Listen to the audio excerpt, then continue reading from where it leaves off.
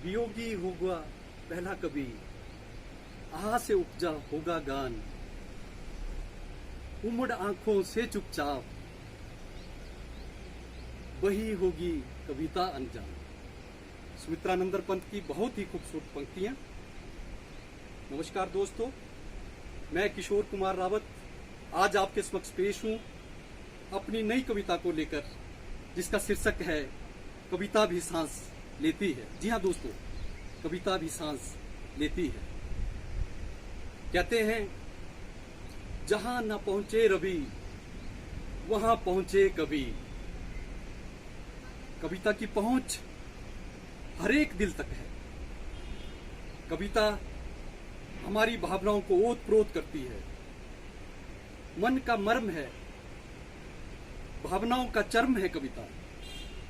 कविता हम सब में देश प्रेम की भावना को जगाती है। कविता हम सब में नई ऊर्जा का संचार करती है। कविता एक जीता जागता स्वरूप है। कविता के इसी जीते जागते स्वरूप का आज हम गान करेंगे। तो पेश है कविता, कविता भी सांस लेती है। कविता लिखी नहीं जाती, हो जाती है उमड़ घुमड़ कर मेघों की तरह कहीं से निकल आती है। शब्दों का रूप लेकर मन के किसी कोने से निकलकर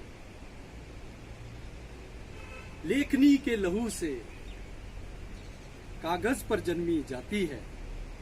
जी हां, कविता भी सांस लेती है। जीती है, जागती है, दिल यह खोलती है। शब्दों की लौ से निराशा का तिमिर हरती है। रवि की प्रथम किरण से उषा का कर अभिनंदन।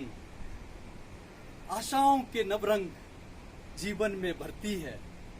जी हां, कविता भी सांस लेती है। शिराओं में इसके छंद बहते, धमनियों में भाव दौड़ते हैं। हृदय में इसके पैगाम है जन जन को, संपूर्ण मानवता को आपस में जोड़ते हैं। कवि के संग मरती नहीं कविता, संग इसके कभी अमर हो जाते हैं। फिर से जी उठता है कवि, बाची जब ये जाती है। जी हां, कविता भी सांस लेती है। कविता कंठ पर आई तो झांसी की रानी का गुणगान हुआ। सन 57 की लड़ाई का वर्णन महान हुआ। देश की माटी का इसमें व्याख्यान हुआ।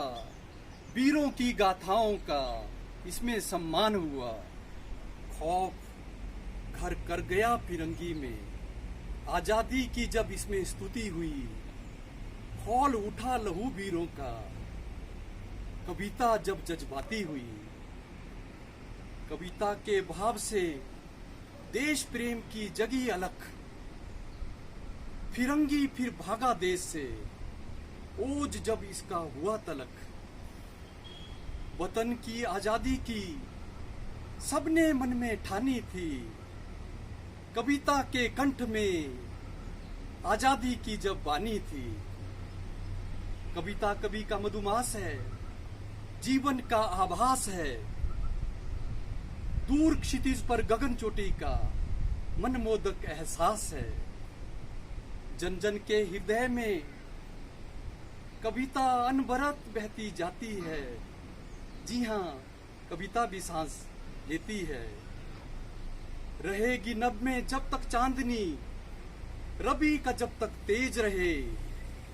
धरती पर अनवरत बहती रहेगी कविता, युगों युगों तक इसका वजूद रहे। जी हां, कविता भी सांस लेती है। धन्यवाद। आपको यह कविता कैसी लगी जरूर बताएं। लॉकडाउन का दूसरा चरण चला हुआ है। आशा है आप सब लोग घर में होंगे, खुश होंगे, स्वस्थ होंगे। अपने बुजुर्गों का खास ख्याल रखें, अपना ख्याल रखें, एक्सरसाइज करें, योगा करें, इसी उम्मीद के साथ कि बहुत जल्दी हमारा सामान्य जनजीवन शुरू हो जाएगा। मैं आपका बहुत बहुत आभार करता हूँ, बहुत बहुत धन्यवाद करता हूँ। नमस्कार।